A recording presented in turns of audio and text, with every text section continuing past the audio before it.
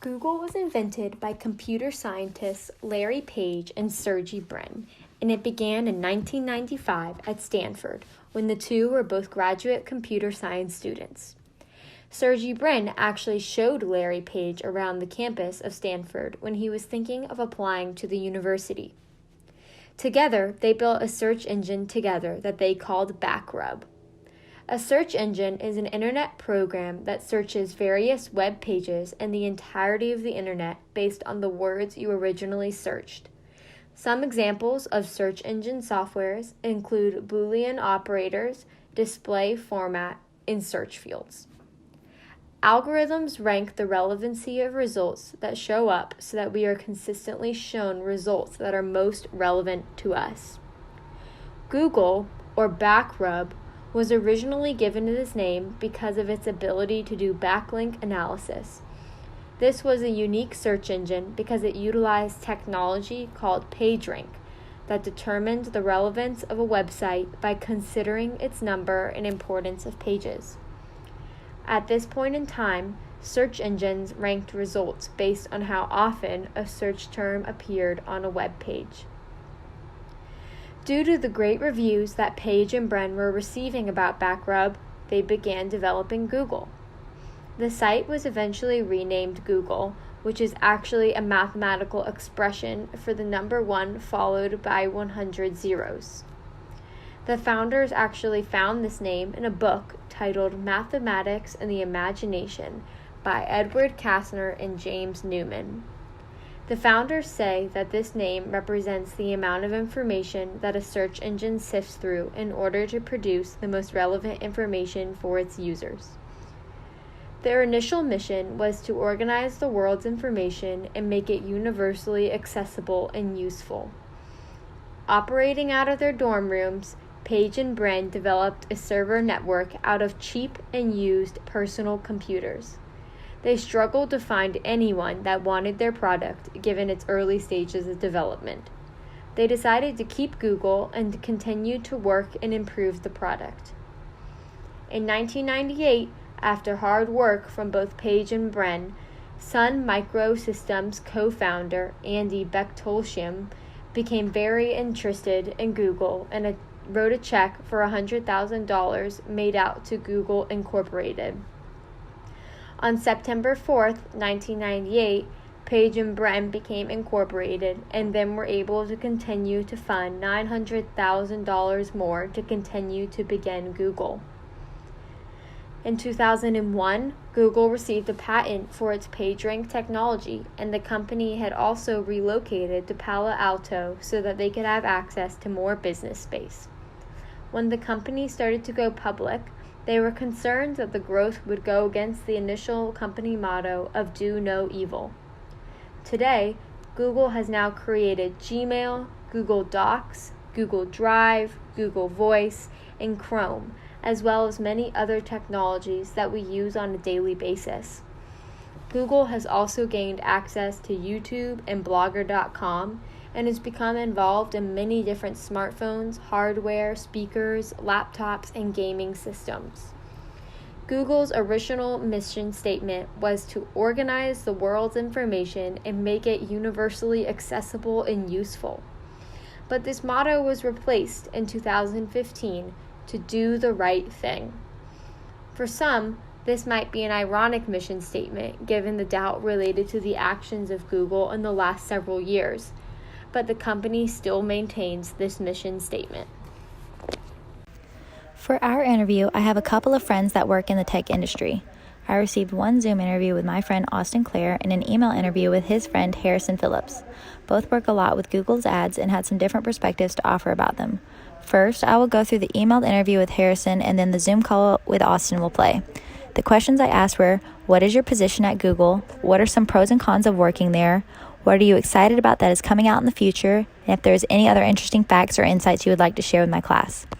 Harrison works with Mute6, which is a digital marketing agency on Google Ads. The important pro he mentions is that it is a booming industry and is very profitable as more and more people utilize these platforms. The cons, he said, are that he has to work weird hours sometimes and he finds it difficult to work with clients who have unrealistic expectations. He's excited about finding more creative avenues on YouTube and getting Google more involved with video advertisements. Harrison would like the class to know that performance marketing is an amazing industry to be in and exposes people to a wide range of ideas and products. Austin also works with ads and provides another perspective on the industry. What is your job? Okay, so I am a Google ads manager, as well as essentially I manage a team of people who track and serve data through Google Analytics and Google Data Studio. Amazing. And so what are some pros and some cons of doing that job? Yeah, so the pros for sure, obviously helping small businesses and large businesses understand Google AdWords, Google search optimization, getting their name, their website ranked, getting their products through Google Shopping. All of that's super rewarding. It's amazing to be able to help small businesses who have a harder time converting customers, be able to find customers locally or not locally, and it's obviously for the bigger businesses, helping them understand Google Shopping and making sure all their e-commerce is dialed in. Some of the cons for sure is the understanding and the amount of time it takes to actually utilize Google in terms of their ad platform, their shopping, everything in terms of getting ranked. All of that does take a little bit of time. It does take a little bit of investment, and a lot of businesses and a lot of business owners do not take that time, or some don't even have that time. But obviously, with it being moderately subjective and there are tons of rules and tons of things to it, being able to work with a team of people who are highly skilled and highly knowledgeable in it is, at the end of the day, that's super rewarding. So. Okay, and so what are some things you're excited about that are coming out in the future?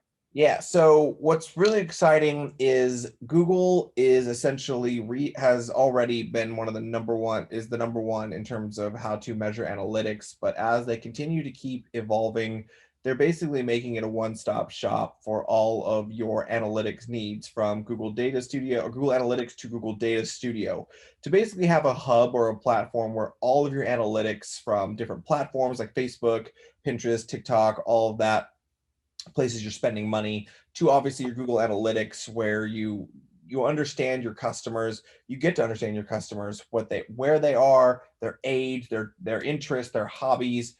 What Google is doing by helping businesses define their customers with their analytic platform is game changing. It's revolutionized tens of thousands, hundreds of thousands, millions of businesses, and been able to help them make better products, make better advertising decisions. And without this data, businesses wouldn't be where they are. So we're excited about where they continue to keep innovating the analytics and the data game. They continue to be number one, and hopefully, they stay that way.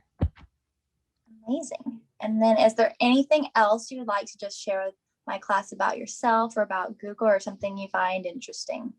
Yeah, so in general with Google, I would say immersing yourself in understanding Google Analytics and understanding how to read it and apply it to, if you're a digital marketing, you're going into Google Ads, or you're working for an e-commerce company, or you're working for a company in general, and you need to understand your customers, or potential customers better. The best thing I can say is kind of like Microsoft, like Excel. Like Excel is one of the most useful platforms, but most people have to dive in and really learn it. They have to make all the mistakes, click all the buttons, use every shortcut, watch every YouTube video. And Google's the same way in terms of the analytics. I would say there's two levels to it. The first thing to do is understand Google Analytics, because if you can translate data, your value for an agency or a business goes through the roof, because that translation of data to products, to advertising strategies, to team members, etc., is gold. There's no dollar. You cannot put a value on that. The value is, you know what I'm saying. It's not invaluable, but you get what I'm saying. There's no way to put a value on it because it's so valuable. But I would say from the ad side of it, if you're thinking about going into Google Ads, I would say the exact same thing. Understand the platforms, learn it, do it over and over, do it for free for people. Do it for yourself. Start something small, do it for yourself. But the more you immerse yourself in it, the better. There's no course, there's no get rich quick off of this stuff. No courses will help you, but the best thing you can do is get in there yourself and just make it happen.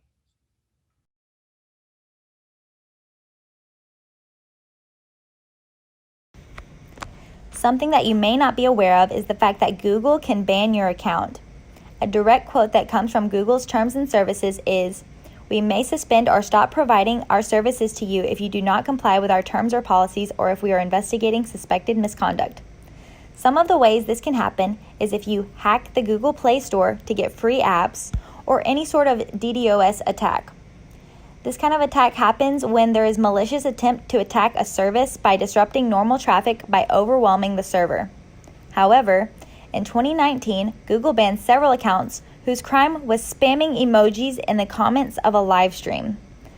A YouTuber that goes by the name of Markiplier had just created an interactive YouTube video in which the viewer made choices throughout the video which led to several alternate endings.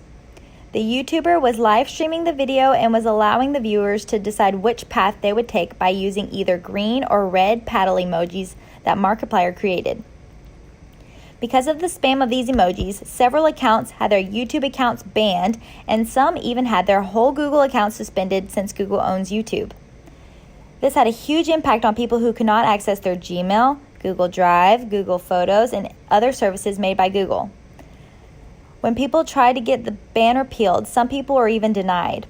Markiplier even reached out to YouTube himself as to why the accounts were not reinstated and why some accounts that had been given back were missing some of their YouTube videos.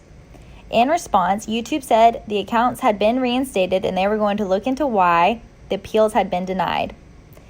Even though the banning may have been a mistake on Google's end, it really affected people's lives because we use Google's services every day and they had no way of accessing any of that information that they had stored in their accounts. This just goes to show how much we rely on Google services and how easily they can be stripped from us. The future of Google is surely unknown, but we found a few exciting projects that are said to have been in progress to launch. First up is the robot army. Sure, we've heard about robots taking over humanity for many decades, but Google has a plan to make that a reality, without the destruction, of course.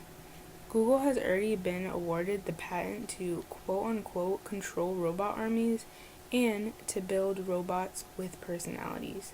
You may ask, so why is this important to us? Having robots with personalities that can interact with each other could be beneficial in many ways. I've also heard that they can mimic the dead, which to me sounds very creepy, but I see how it could help others through their grieving process. Second in the AI department is self-driving cars. We've heard a lot about them through Tesla and other big names, but have you seen any cuter than this one? With automobile accidents, we are a huge danger to ourselves, so Google is giving us an escape route. These cars can compute faster than 100 sober minds combined, and will most definitely be a huge help to those who aren't capable of driving themselves. Next is a new smartphone project called Aura. Are you tired of frequently replacing your phone due to wear and tear for an upgrade that may not have the features you want? That's why Google is creating Project Aura. Their concept is to treat phones like Lego toys. This allows you to upgrade your phone piece by piece as needed, while also ensuring that you don't have to change and pay for a whole new phone. Health is the most important thing for humans, and Google has a few ways to enhance that, with something called Calico. This is a research and development company founded by Google. Their focus is on treatments for uncurable diseases and how to slow aging. These finds could be extremely beneficial to society and possibly make our world a better place. Second, I found the Google Smart Contact Lenses. These were created to monitor the sugar levels of diabetics. No more pricking your finger for blood. These lenses can measure your glucose levels through tiers with round-the-clock monitoring. Google has also started planning for bigger world problems like climate change. Focusing on sustainable energy sources, we have Project Makani, Google's airborne wind turbine. Instead of a windmill planted to the ground, we have an airborne wind turbine collecting wind energy during flight. This energy kite is still tethered to the ground, but can gain more altitude, which equals more wind and more energy. Speaking of climate change, Google is aiming for a carbon-free future. They are known as the largest corporate purchaser of renewable energy in the world.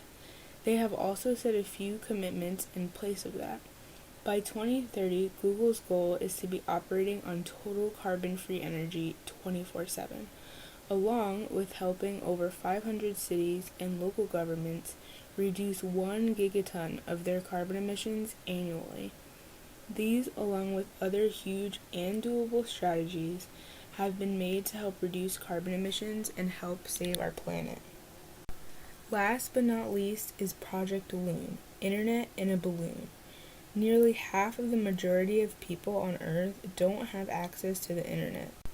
They can simply just not afford this luxury.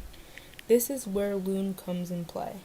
Balloon-type structures will hover in the stratosphere about 13 miles high and give off an internet connection by being the middleman for the internet service provider and the receiver in our homes. And, you guessed it, they are powered by solar energy using the wind to sail across land. What could get better than that? Although all of these inventions sound amazing, it's just a few of the high-tech advancements Google has planned for our future. So, how relevant is Google exactly, you may ask? As many of you may know, you use Google in a lot of your day-to-day activities, one of them being Google's search engine. But Google's search engine is not the only thing Google has to its name. Google actually has over 250 products to its name. That includes products including Gmail, Google Drive, YouTube, Android. It's Google's phone lineup, such as the Pixel, Google's Home, and Google Home Assistant. These are only a few of the products that are under Google's names, not just apps, but actual physical products that you can buy on the Google Store. One of the products is the Google's Chrome web browser, which makes up 32% of the web traffic in the US, following behind Safari's 58%. And surprisingly enough, Facebook actually makes 8% of the web traffic in the US. And I mean, people think of Facebook as a web browser, but it actually has a lot of traffic to websites. But Google Chrome alone makes up 32% of that. 64% of the world's browser market is made by Google Chrome. It's not as highly developed as its competitors such as Safari. Safari is more established in developed countries, but that's still not the case because in countries such as Brazil, India, and Australia, Google actually makes up more than 90% of the world's browser market. And 63% of search entries occur every second. So just imagine that.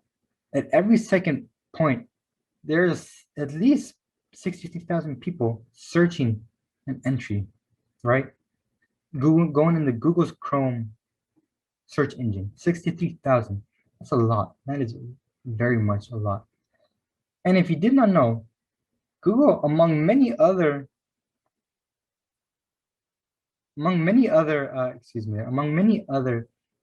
little Easter eggs, one of the secret Easter eggs on the Google Chrome website is a secret smiley face, which occurs if you open 100 tabs or more. So on the 101st tab, you'll actually have a winky face appear on your ad tab. And if you're on in incognito mode, the smiley face will actually be a winky face. So that's just something I thought that I found that was really cool about Google Chrome.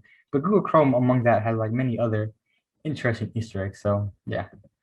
Next up is Google's Android device. Google's Android makes up the world's leading smartphone platform, making 71.93% of phones having the Android platform in their system.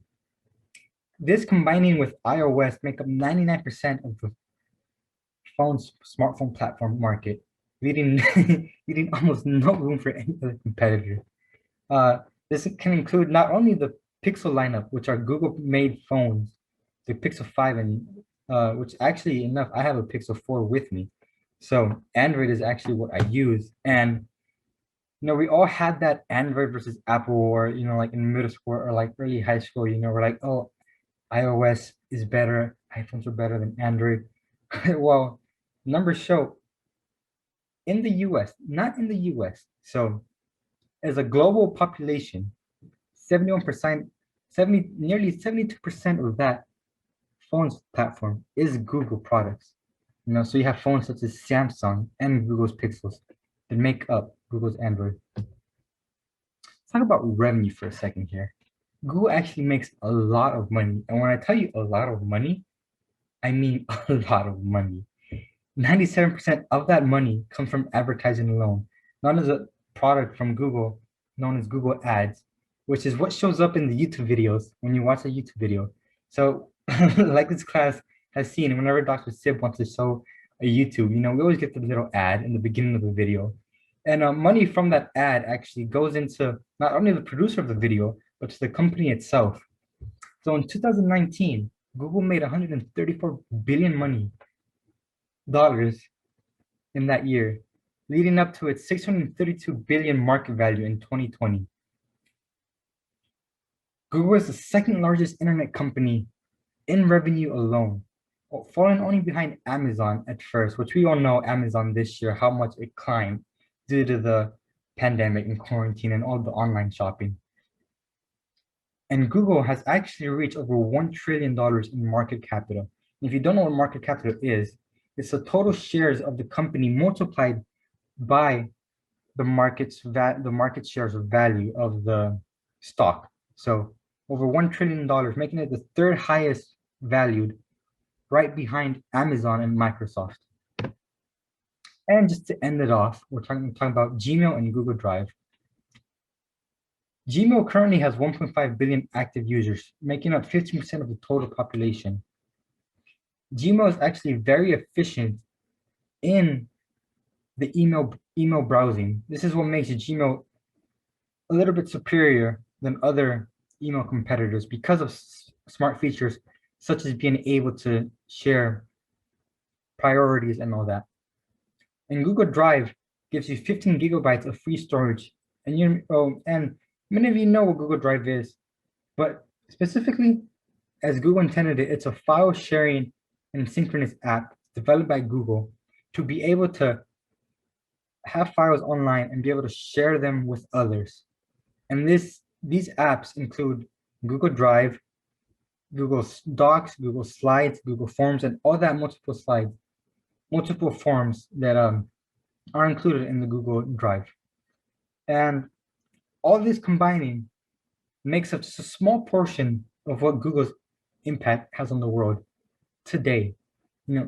If you want to do more research into it, I ask you, I ask you to do your own research on Google itself, because you'd be surprised on how Google might be dominating the world in the next few years.